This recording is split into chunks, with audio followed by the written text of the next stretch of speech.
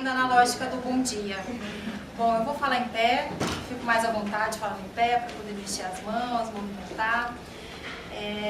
Eu estou muito feliz de participar desse evento, primeiro por considerar que é um tema extremamente importante, falar sobre feminicídio, falar de fatores de risco. E outro motivo que me alegra é o fato de eu ser ex-aluna da UNB. Eu concluí no programa de pós-graduação da Psicologia Clínica e Cultura do Instituto de Psicologia o meu mestrado e o meu doutorado. Fui orientada no mestrado pela professora Glaucia Diniz e estudei os efeitos da violência conjugal na saúde mental das mulheres e dos filhos que foram vítimas indiretas dessas violências. E no doutorado, sob orientação da professora Glaucia Diniz e do professor Marcelo Tavares, estudei a avaliação de risco em casos de violência nas relações de intimidade, com o objetivo de compreender as estratégias de avaliação de risco para melhorar a nossa compreensão do agravamento da violência e da possibilidade de ocorrer uma violência grave ou letal. E são essas reflexões gestadas ao longo desse meu doutorado, concluído no final do ano passado, no final de 2015, é que eu gostaria de compartilhar com vocês. Bom, o feminicídio, ele é um fenômeno que, pode passar, que descreve, é um conceito novo, é uma terminologia relativamente recente no Brasil, mas que descreve um fenômeno muito antigo, um fenômeno arraigado na nossa cultura patriarcal. Esse conceito feminicídio ou femicídio são terminologias utilizadas para descrever a morte de mulheres decorrentes de conflito de gênero, ou seja, pelo fato de serem mulheres, pelas condições femininas. São mortes, então, que têm como pano de fundo as questões de gênero e motivadas pela percepção do autor de que a conduta da mulher se afasta dos papéis de gênero, das prescrições de gênero. É então uma violência que tem como pano de fundo a ideia de posse da mulher, a ideia do uso do corpo da mulher de acordo com os desejos masculinos e tem como base a ideia de que o homem deve utilizar a violência para resgatar a mulher que desvia das prescrições de gênero, que desvia daquilo que é considerado normal, adequado para uma mulher. Então, esse conceito feminicídio e femicídio são terminologias utilizadas para abarcar essa morte de mulheres relacionadas às questões de gênero. O conceito femicídio foi utilizado pela primeira vez na década de 70 por uma socióloga americana, a Russell, que é uma feminista que utilizou essa terminologia femicídio perante um tribunal internacional que discutia a morte de mulheres. E nesse tribunal ela definiu o femicídio como a morte violenta, como uma maior expressão de ódio, de terror diante de uma mulher, e que esse ódio e terror levava à morte de mulheres. Essa definição da década de 70 foi depois explicitada em um livro escrito pela Russell e pela Redford, que é outra feminista brilhante, e esse livro se tornou uma referência nesse campo de estudos do feminicídio, do femicídio. E na América Latina essa discussão ela demorou para chegar, chegou um pouquinho mais tarde, foi aí nos anos 2000, diante de mortes de mulheres no México, é que essa discussão começou a crescer na América Latina, e no Brasil demorou um pouquinho mais para surgir essa discussão, foi aí de 2011, 2012, é que essa discussão começou a crescer no nosso país. Aqui, seguindo a terminologia do México, nós passamos a chamar essa morte violenta de mulheres em virtude de razões de gênero por feminicídio. E aí a nossa legislação adotou essa terminologia feminicídio para tratar dessas mortes de mulheres. Pode passar? Ah, já passou? Bom, eu vou pedir licença aqui para falar do feminicídio nas relações de intimidade. Como o Dr. Tiago já bem pontuou, o feminicídio ele não se restringe, Quando eu falo de feminicídio, eu não estou falando só de morte de mulheres nas relações íntimas, entre parceiros, ex-parceiros, namorados, né, que moram juntos, que têm um casamento formal ou não, mas eu estou falando de mortes de mulheres, né, em relações não íntimas, que tem como fundo as prescrições de gênero, né. Então, a literatura sobre feminicídio trata aí dos feminicídios sexuais, dos feminicídios ligados à homofobia, do feminicídio por conexão, que são os feminicídios de mulheres que estavam na linha de frente de um agressor que tentava matar outra mulher, mas que acabou assassinando aquela mulher que estava ali tentando proteger outra mulher. Então existem diversos tipos de feminicídio. Eu vou pedir licença aqui para falar do feminicídio nas relações de intimidade, que, como as estatísticas já apresentadas pelo Dr. Tiago, é o tipo de feminicídio que tem uma maior incidência, né? Considerando então que nós mulheres somos mais vulneráveis a sofrer diversas violências nas relações de intimidade, o feminicídio também segue essa mesma lógica, né? Nós somos mais vulneráveis nas relações de namoro, casamento, né, entre pais, irmãos, enfim, nas relações familiares e afetivas. E pensando especificamente nesse tipo de feminicídio, o feminicídio nas relações de intimidade, ele costuma ser a consequência de diversas manifestações de violência, sendo então o ápice de uma violência e a forma mais extrema de violência que pode ocorrer numa relação de intimidade. Esse tipo de feminicídio, ele tem como uma característica, como especificidade, é que esse feminicídio tem como pano de fundo a ideia de posse, né, da mulher como posse, de um corpo que pode ser manipulado, de um corpo que pode sofrer violências físicas, psicológicas, para que ele volte a executar o seu papel de gênero. Pensando então nessa vulnerabilidade feminina a feminicídios, nós precisamos resgatar a ideia do patriarcado, e eu não vou aqui repetir, né, toda a velha explicação do Tiago, mas acho importante pontuar que quando a gente pensa no feminicídio nas relações de intimidade, a gente tem que voltar o nosso olhar para o patriarcado. Então, esse regime, que é um tipo de relações entre homens e mulheres, é um regime marcado pela hierarquia entre o feminino e o masculino. Essa hierarquia ela é legitimada por discursos que vão transformar as diferenças biológicas em desigualdades de poder, associando o corpo feminino à biologia, a um corpo que é movido, né, pelos hormônios, por uma suposta fragilidade física, que é um corpo regido pelo sentimento, enquanto o corpo masculino seria um corpo forte, seria um corpo que deveria, né, proteger esse corpo mais frágil, esse corpo feminino. Então, no âmbito desse regime é que as desigualdades, né, as diferenças, elas são usadas para legitimar uma desigualdade entre homens e mulheres, né, justificando o uso de diversas formas de violência, dentre elas o feminicídio, para resgatar a ordem dita natural, para que aquela mulher volte a desempenhar os seus papéis de gênero. Pensar na violência contra a mulher nesse contexto de discussão do feminicídio é extremamente importante, porque o feminicídio ele dá visibilidade ao agravamento da violência, a possibilidade de ocorrer uma violência grave ou letal nas relações de intimidade e na importância do Estado punir, né, os agressores e coibir esse tipo de violência. Nesse contexto é de extrema importância, então, uma legislação específica para tratar do feminicídio. E enquanto psicóloga, né, atualmente tenho atuado no núcleo de atendimento a famílias autores de violência doméstica, e mesmo sendo uma lei recente, essa discussão já tem sido percebida pelos autores de violência como algo que deve ser pensado antes de cometer uma violência. Era muito comum ouvir nos grupos de homens que talvez teria sido melhor se ele tivesse matado a mulher, ao invés de ter ameaçado, ao invés de ter cometido uma vias de fato ou uma lesão corporal, porque na percepção desses autores, a punição que eles tinham recebido pela Lei Maria da Penha tinha sido uma punição excessiva.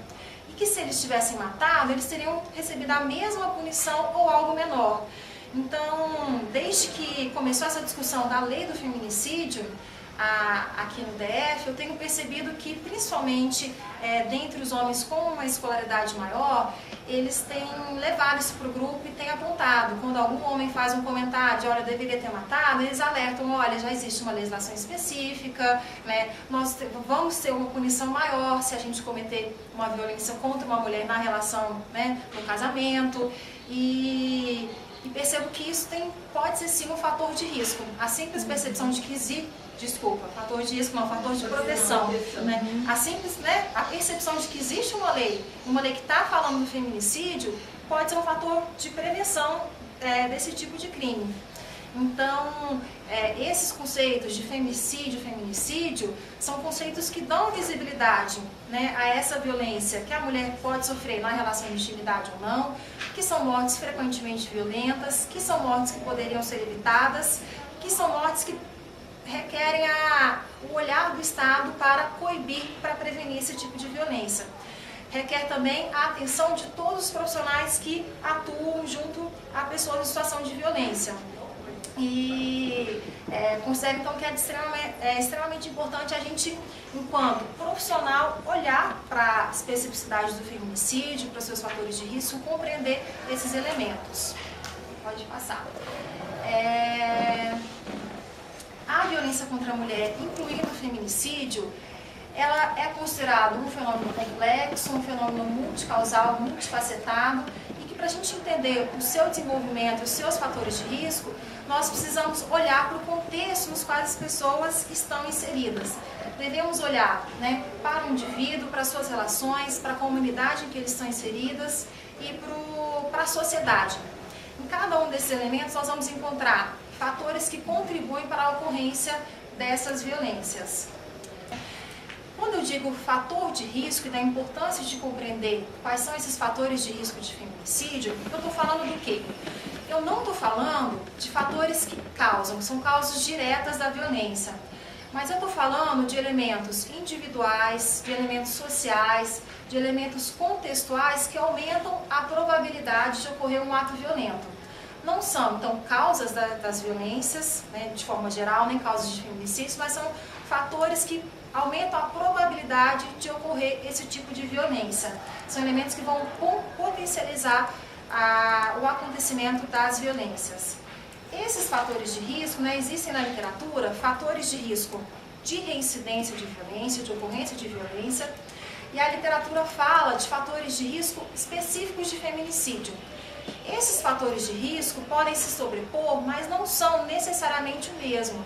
Quando eu falo de fator de risco de feminicídio, eu devo apontar, nesse contexto, né, elementos individuais, sociais, que me permitem apontar a possibilidade real de ocorrer uma violência letal. São elementos, então, pode passar para o próximo? São elementos que vão me ajudar a compreender, olhando para o autor da violência, para a vítima, para o contexto em que eles vivem, qual é a probabilidade de ocorrer uma violência grave, né, ou uma violência letal. Quanto mais fatores de risco ocorrem juntos, maior é a possibilidade dessa violência ser letal. Não existe uma matemática mágica que nos diga qual é o número ideal de fator de risco que sinaliza que há um risco ali extremo de ocorrer uma violência letal. Né? Existe sim essa ideia de que quanto mais fator de risco ocorrer junto, maior a possibilidade dessa violência ser letal, e que em alguns casos, alguns fatores de risco podem ser considerados críticos e aumentarem naquele caso específico a possibilidade de ocorrer uma violência letal. Devemos, então, distinguir esses fatores de risco de reincidência, de feminicídio, e quando eu for olhar para uma situação de violência, né, diante de um caso que uma mulher está sofrendo violência, eu devo, sim, levar em consideração os dois fatores, né? Pensar quais são os fatores de risco de reincidência e quais são os fatores de risco de feminicídio. Aqui eu vou destacar os fatores de risco de feminicídio. Pode passar, né? Pensando então, quais são esses fatores de risco de feminicídio, quando eu olho para o autor, a literatura tem apontado o quê? Tem apontado que Quando o autor tem uma idade muito maior ou muito menor que a vítima, isso é um fator de risco de feminicídio, que está associado à desigualdade econômica, que está associado à desigualdade de escolaridade e que isso confere ao homem, além do poder que ele já tem na relação, por ser homem, um poder maior. Então coloca a mulher em um risco maior de sofrer uma violência grave ou letal. O autor ter transtornos mentais, em especial sintomas maníacos e psicóticos, ou ter transtornos de personalidade, é considerado pela literatura também um fator de risco. Não significa que toda pessoa que tem um agravo na saúde mental, que ele é um potencial homicida, que é um homem que na sua relação íntima ele vai cometer uma violência, mas a literatura tem apontado que se o homem já comete uma violência, que ele tem um agravo na saúde mental, um transtorno de personalidade e que ele está sem intervenção, que ele no contexto de um escalonamento da violência na relação, ele pode ficar mais violento ainda com a sua companheira e podendo cometer um homicídio. Com relação ao autor, é fator de risco quando esse autor ele tem um padrão, né, de resolver os conflitos de forma violenta. Ah, desligado? Melhorou agora, né? Nossa. Eu estava aqui falando alto e eu estava com a sensação de que estava saindo muito baixo, né? Bom, voltando aqui, quando a gente pensa no autor da violência, é fator de risco quando esse homem ele tem um padrão de resolver os conflitos de forma violenta.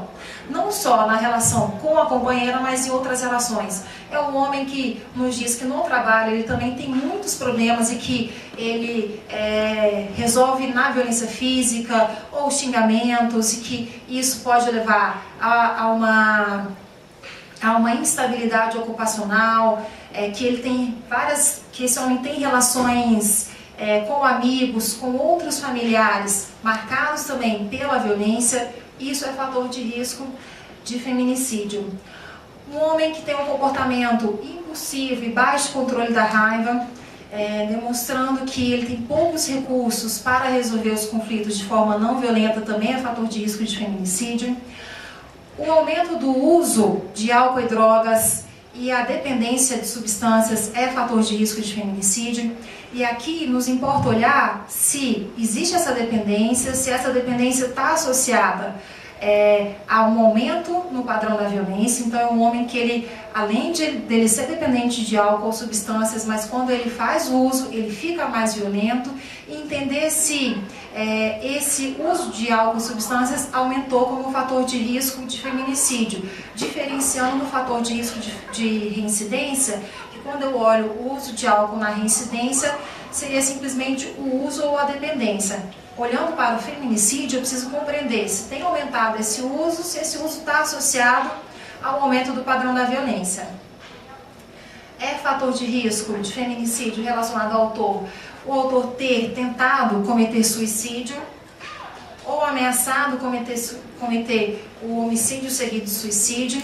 Esses dois aspectos mostrando que esse homem está disposto a ir às últimas consequências, que a vida dele já não faz mais sentido. Precisamos olhar para o comportamento desse homem de destruir objetos da companheira, destruir objetos de uma forma geral. Então, um homem que tem um padrão de violência que excede essa relação. Devemos observar se esse homem apresenta um ciúme obsessivo. E aí aqui, quando eu penso esse ciúme obsessivo, eu tenho que lembrar que na nossa cultura patriarcal, o amor romântico, ele está associado a uma ideia de dominação e exploração, a uma ideia de sofrimento, a uma ideia de que as mulheres devem ser submissas nessa relação. E quando eu penso aqui o ciúme obsessivo, o ciúme é algo que tem a ver com essa ideia de amor romântico, com essa ideia de amor patriarcal. E quando eu olho o ciúme excessivo nessa relação, eu estou falando de um ciúme em que esse homem ele tem dito à mulher que se essa mulher não for dele, não vai ser de mais ninguém.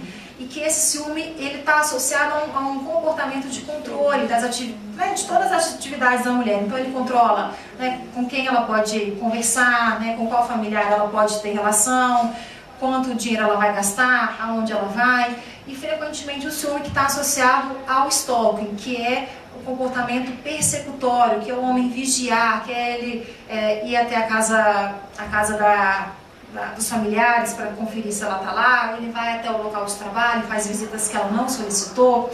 Então, quando eu penso nesse autor de violência e falo do ciúme obsessivo, esse ciúme obsessivo é um fator de risco quando associado a esses elementos do controle, né, do vigiar, do perseguir a mulher.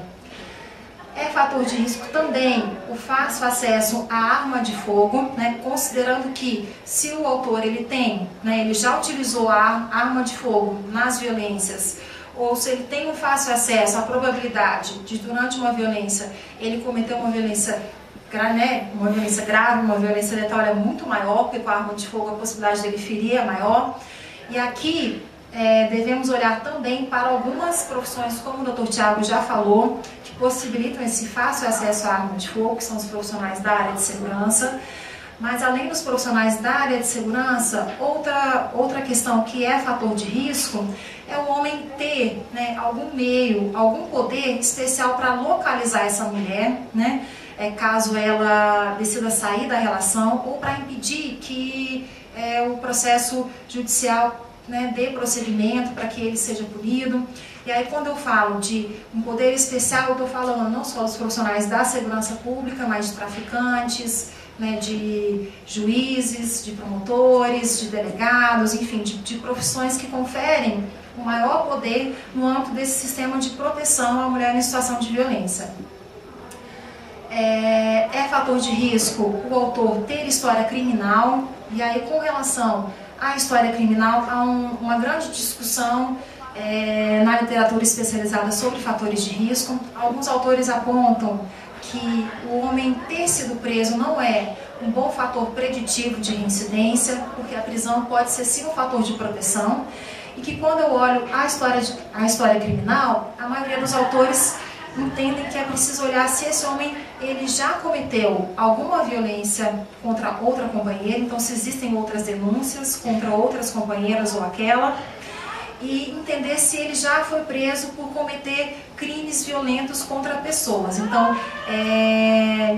pensar se ele cometeu crimes contra o patrimônio, por exemplo, não seria um bom fator preditivo. Mas ao olhar para essa história criminal, pensar na história de violência contra a mulher, se ele já tentou não ser preso por violência contra a mulher, demonstrando que ele não tem medo do sistema de justiça, e olhar se ele tem essa história criminal de crimes violentos contra pessoas.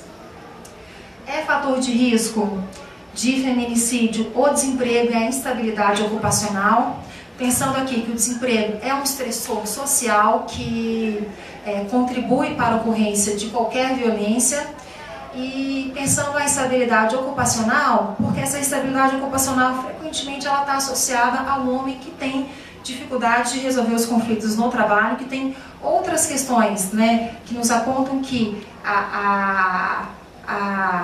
as habilidades, os recursos para esse homem resolver problemas é baixo, que então isso se manifesta também no emprego por meio da instabilidade ocupacional. Por fim, ter fácil acesso a armas branca e de fogo é fator de risco. Sobre a arma de fogo já falei. Pensando aqui na arma branca, eu estou falando aí das facas, né, de pedaços de pau, de instrumentos pérfuro-cortantes, de outros instrumentos que podem ser utilizados durante uma violência que pode provocar ferimentos graves, podendo resultar numa violência grave ou letal. O uso dessas armas brancas durante a violência pelo autor é algo que é extremamente importante. Devemos olhar então não só se ele tem um fácil acesso, mas se ele já utilizou algumas dessas armas durante as violências. Com relação à mulher, devemos nos atentar para a idade dessa mulher. Então, mulheres jovens, considerando jovem uma idade entre 14 e 44 anos. Eu sei que essa idade é muito extensa, né? Pensar de 14 a 44 anos, mas devemos olhar para o fato de que todas essas mulheres elas têm um risco maior de serem mortas, e esse fator de risco, o mapa da violência no Brasil confirma esse fator de risco, então que os feminicídios, eles têm uma maior incidência entre essa idade. É fator de risco, aqui repetindo o fator de risco, que era o fator de risco do autor, olhar a diferença de idade, então uma mulher muito mais velha ou muito mais nova que o autor é fator de risco. Pensando, a mulher muito mais nova, é uma mulher que ela tem uma desigualdade maior na relação, uma desigualdade que vai, como eu já disse, além da desigualdade de poder por ser mulher, mas uma desigualdade por ser uma mulher jovem e frequentemente com uma menor escolaridade, um melhor acesso a recursos financeiros que o homem.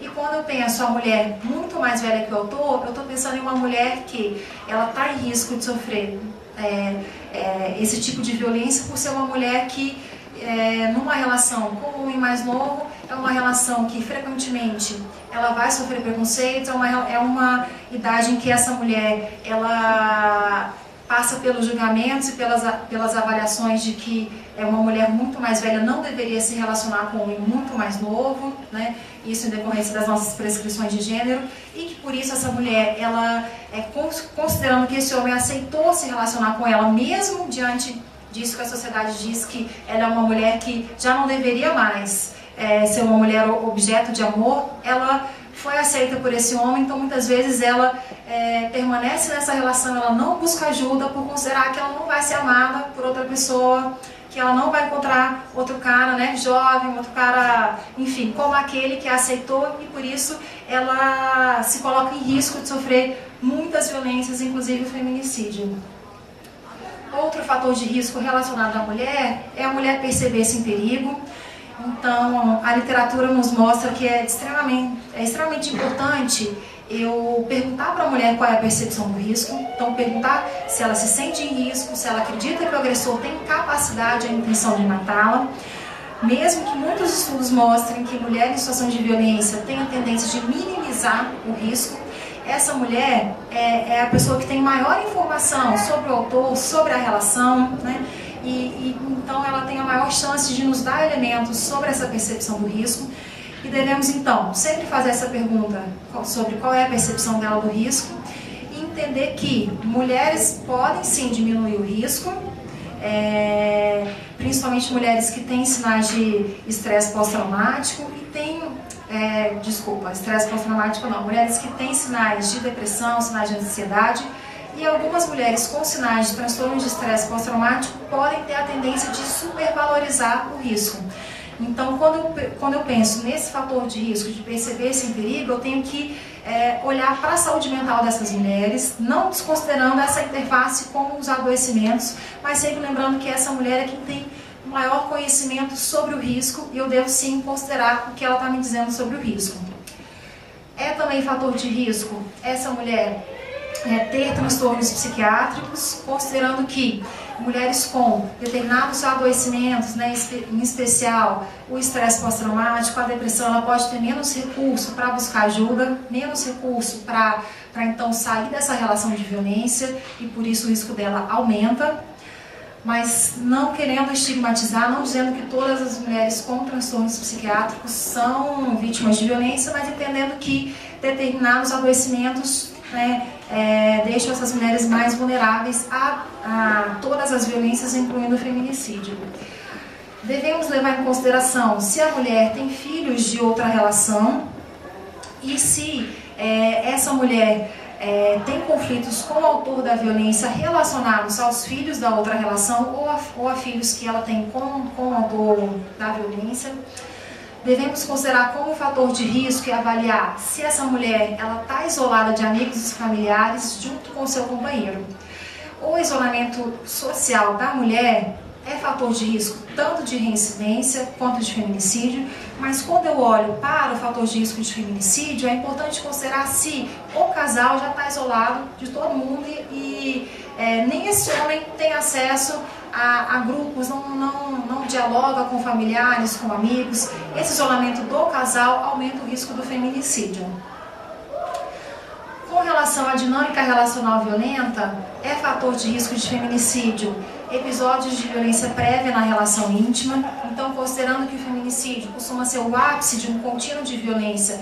Quando eu olho para uma mulher que chega para o atendimento, eu preciso considerar se existem então esses episódios de violência prévia e tentar identificar se já ocorreram determinadas violências graves, como o estrangulamento, como a queimadura, como violências que deixaram ferimentos internos ou externos, demonstrando que está acontecendo o escalonamento da violência, que está aumentando a intensidade das violências, além da frequência dessa violência.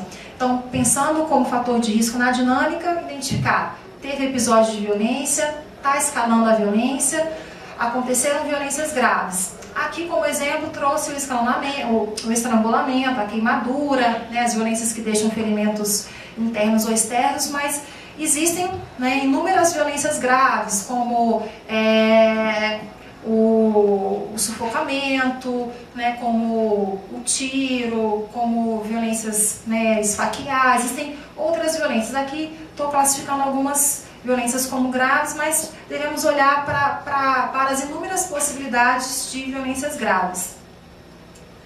Volta só um pouquinho.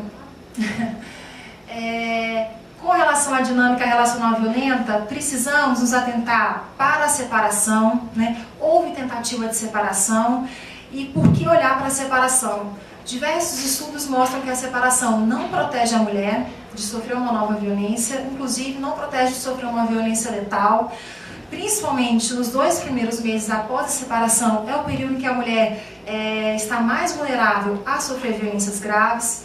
Temos diversas pesquisas que apontam que o feminicídio, após a separação, ele ocorre principalmente nesses 2 primeiros meses.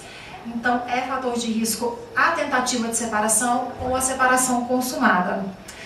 A agressão após a separação à mulher ou a terceiros é fator de risco também. Então, mostrando que esse autor ele não aceita a separação e que ele está disposto a ir às últimas consequências, agredindo a mulher e agredindo quem tentou ajudar a mulher a efetivar essa separação.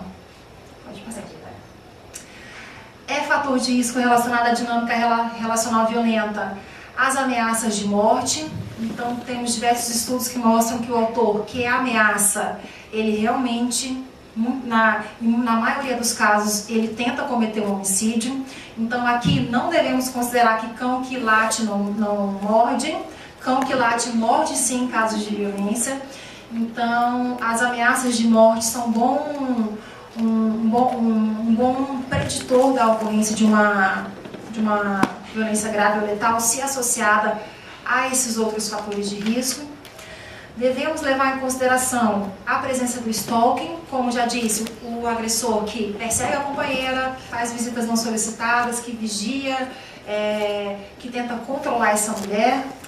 Devemos nos atentar que uma dinâmica relacional violenta inserida em um contexto permeado por estressores sociais, como pobreza, pertencer a grupos minoritários, né, como as mulheres negras, como as mulheres lésbicas, grupos marginalizados socialmente, isso aumenta o risco de ocorrer um feminicídio. Devemos levar em consideração que é um fator de risco as disputas por questões econômicas ligadas à propriedade, guarda de filhos, e como já disse, o homem que tentou não ser preso por violência doméstica, mostrando que ele não tem medo da justiça, mostrando que ele vai tentar burlar o sistema de proteção. Enquanto profissionais que atuam na rede de atendimento a mulheres em situação de violência, devemos considerar que cabe a todos nós identificar esses fatores de risco para que a gente possa escolher a intervenção mais adequada para prevenir a ocorrência de um feminicídio. Esse processo de identificação dos fatores de risco de feminicídio e dos fatores de risco de reincidência recebeu pelos pesquisadores especializados na área o nome de avaliação de risco. Então, o processo de identificar os fatores de risco durante uma prática profissional é chamado de avaliação de risco. Então, avaliar risco é o quê? É um processo de determinar um valor qualitativo ou quantitativo do risco relatado numa situação concreta ou numa ameaça reconhecida. Quando eu falo que eu vou avaliar risco, eu vou então adotar um processo sistematizado para identificar a ausência ou presença desses fatores de risco num caso em que eu atendo. cada profissional deve escolher a estratégia mais adequada à sua formação e à sua área de atuação. Então isso quer dizer o quê? Quer dizer que todos os profissionais devem e podem avaliar risco. Isso inclui policiais, enfermeiros, médicos, advogados, juízes, promotores, técnicos, psicólogos, assistentes sociais, enfim, profissionais que atuam em diversos serviços que atendem pessoas em situação de violência e de diversas formações devem avaliar risco. Mas cada profissional deve escolher a estratégia mais adequada para o contexto que ele atua e de acordo com a sua formação, né? Então, na literatura sobre avaliação de risco e feminicídio, existem diversas estratégias de avaliação de risco. Algumas estratégias têm os seus resultados baseados na contabilidade da ausência e presença de um fator de risco me faltou a palavra, comparação. Comparação existe, né, gente? Enfim, na comparação do número de fatores de risco presentes com o score obtido para a população. Então, existem estratégias de avaliação de risco baseadas, então, em estudos psicométricos da ausência de fatores de risco e presença nos feminicídios de uma população e o uso disso para identificar riscos no contexto profissional. Essa estratégia de avaliação de risco, na literatura, é descrita como um processo que pode ser realizada por profissionais com pouco ou nenhuma formação na área de entrevista clínica, por profissionais que têm o primeiro contato com a mulher, que essa avaliação de risco pode ser realizada por meio de registros médicos, por meio do registro policial, então por meio de informações registradas, sem necessariamente a realização de uma entrevista com a vítima ou com o autor. E na literatura existem estratégias de avaliação de risco que combinam o uso, né, desses instrumentos padronizados com a entrevista clínica, com a valorização do julgamento clínico. E existem estratégias de avaliação de risco baseadas em entrevistas clínicas estruturadas que levam em consideração os fatores de risco de feminicídios descritos na literatura. No Brasil, nós não temos nenhum instrumento padronizado de avaliação de risco, adaptado, produzido para a nossa cultura. A minha pesquisa de doutorado tinha como objetivo construir uma checklist de avaliação de risco, mas 4 anos foram pouco para concluir o processo de validação dessa checklist. Nós realizamos a construção dos itens para compor essa checklist de avaliação de risco e realizamos a validação de conteúdo, que é a primeira validação nesse processo de construção de um instrumento padronizado. E junto com o professor Marcelo Tavares, continuo trabalhando nessa pesquisa. Temos o objetivo de realizar essa validação para que o nosso instrumento possa ser um instrumento que leve em consideração um score sem desconsiderar o julgamento clínico, que é extremamente importante nesse contexto de avaliação de risco. Independente da estratégia de avaliação de risco, os resultados dessa avaliação de risco, a identificação desses fatores de risco só tem relevância se nós utilizamos esses fatores de risco para gerenciar o risco, adotando estratégias que protegem essa mulher, diminuindo o risco em que ela se encontra. E dentre as estratégias de gestão dos riscos identificados, uma estratégia que é importante para os casos onde nós identificamos que há uma possibilidade grande de ocorrer uma violência grave ou letal, é o desenvolvimento do plano de segurança com a mulher, né? O que é o plano de segurança? O plano de segurança é pensar junto com a mulher quais são as estratégias pessoais que ela pode adotar para garantir a segurança. Estratégias que não vão substituir o plano de intervenção institucional, mas que junto com esse plano de intervenção institucional vai aumentar a segurança dessa mulher. Pensando nesse plano de segurança, devemos considerar qual é a situação dessa mulher, né? Se essa mulher ainda está na situação de violência, se ela ainda mantém um relacionamento com o autor da violência, se ela está pretendendo sair ou se ela já saiu. Quando pensamos em uma situação em que a mulher ainda está na relação violenta, é importante, junto com essa mulher, anotar os telefones de emergência. Por que anotar? Porque quando a mulher ela vai para o atendimento né, e começa a pensar sobre esses riscos, dificilmente, né, pelo estado emocional, ela vai conseguir lembrar depois desses telefones, ela vai conseguir lembrar desse plano de segurança. Então é importante a gente anotar com ela quais são os telefones de emergência, quais são os telefones da rede. E pensando em telefone de emergência, entra também o telefone de pessoas da rede pessoal, para quem ela pode ligar numa situação em que ela precisa de ajuda imediatamente.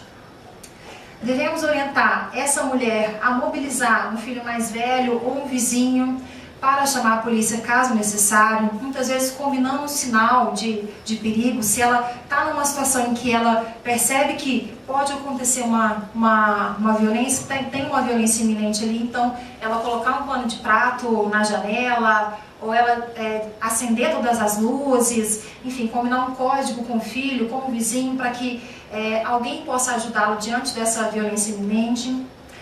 Precisamos, com essa mulher em risco de sofrer uma violência grave ou letal, ajudar a identificar quais são os locais mais seguros da casa. Então, os locais que tem saída, local que não tem faca, local onde ela pode se esconder diante de uma violência iminente. Orientá-la a guardar documentos, chaves, roupa em um local seguro, para um local onde ela possa buscar essas roupas diante de uma fuga. Então tem uma violência iminente, ela vai fugir para se proteger, ela tem um outro local onde ela pode pegar as coisas dela. É importante com essa mulher orientá-la a proteger as partes do corpo que são mais vulneráveis. Então as estatísticas sobre a violência mostram que as partes mais vulneráveis da mulher são os olhos, né, a face, cabelo e abdômen. Então ajudar essa mulher, né, como se proteger, como ela pode agachar e proteger a cabeça num local seguro da casa. Então quando essa mulher não vai sair da relação naquele momento e tem um risco alto, quais são as estratégias que a gente pode adotar para que ela possa se proteger naquela situação? Quando a mulher decide romper a relação, devemos no plano de segurança com essa mulher, planejar o dia mais adequado para a saída. Então, pensando que a separação é um fator de risco de feminicídio, devemos orientar essa mulher a pensar como que vai ser essa saída e a não comunicar a saída. Então, ela não vai dizer uma semana antes para o autor que eu vou sair semana que vem, mas ela planejar essa saída e fazer essa saída preferencialmente no momento em que ele não esteja presente, para evitar uma nova violência. Devemos ajudar essa mulher a eleger 3 locais seguros para onde ela pode ir quando ela sair de casa, ou avaliar junto a essa mulher se ela precisa de um abrigamento na casa-abrigo ou um abrigamento em uma instituição de acolhimento para mulheres que não estão em risco de morte. Devemos ajudar essa mulher a identificar quanto dinheiro ela tem, documento, roupas, medicação, o que ela vai levar de imediato diante de uma saída rápida. E devemos ajudar essa mulher a identificar também os telefones de emergência da rede institucional e da rede pessoal. Pode passar. Quando a mulher decide sair, devemos ajudá-la a pensar a sua rotina, o que ela pode trocar na rotina, né? Esse agressor, especialmente o que percebe, o que vigia ela saindo, ele vai continuar esse comportamento. Então ajudar essa mulher a pensar, né, que rota ela nova para o trabalho, para casas de familiares ela pode adotar, orientar essa mulher a evitar sair sozinha, a trocar o número de telefone, ajudar essa mulher a fazer a triagem também, quem naquele momento pode continuar lá ajudando, né, triagem na sua rede pessoal e institucional. Orientar essa mulher a informar a escola sobre essa saída e sobre esse risco que ela está correndo.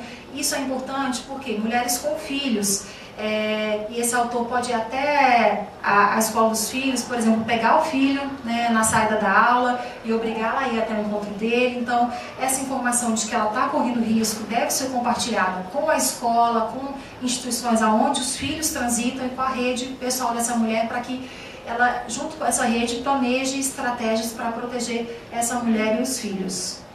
Pode passar. Bom, pensando então nesses fatores de risco, é importante a gente considerar quais são esses fatores de risco, quais as estratégias que a gente pode adotar para diminuir esse risco. Ultrapassei um pouquinho o tempo, né? Mas enfim, era isso que eu gostaria de compartilhar com vocês e gostaria de agradecer a escuta.